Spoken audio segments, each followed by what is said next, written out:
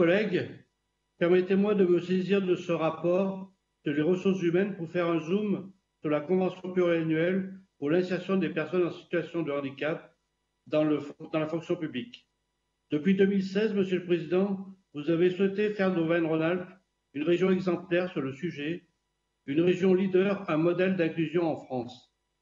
Chacun le sait, la région n'a pas de compétences particulières en matière de handicap, puisque celle-ci est dévolue à l'État et au département.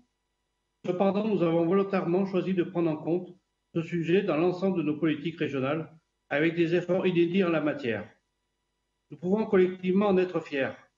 Pour ma part, je suis fier d'appartenir à une majorité qui se mobilise et s'engage pour améliorer le quotidien des personnes en situation de handicap.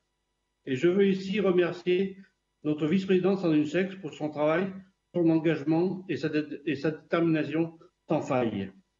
Notre plan régional handicap, adopté en 2017 et renforcé en 2020, a porté tous ses fruits.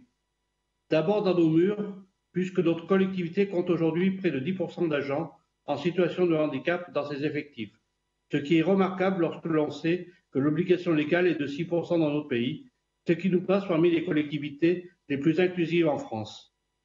Ensuite, hors de nos murs, les grands efforts ont été engagés. Je ne ferai pas une liste à l'après-vert, mais tant dans le domaine de l'emploi, de la formation, du sport, de la culture, des transports, du logement, nous avons réussi de grandes choses dont nous pouvons être fiers. Je me permets enfin, en guise de conclusion, de saluer tout le travail entrepris par la région cette année pour avoir porté haut et fort le sujet de l'audition et de la surdité dans notre grande cause régionale.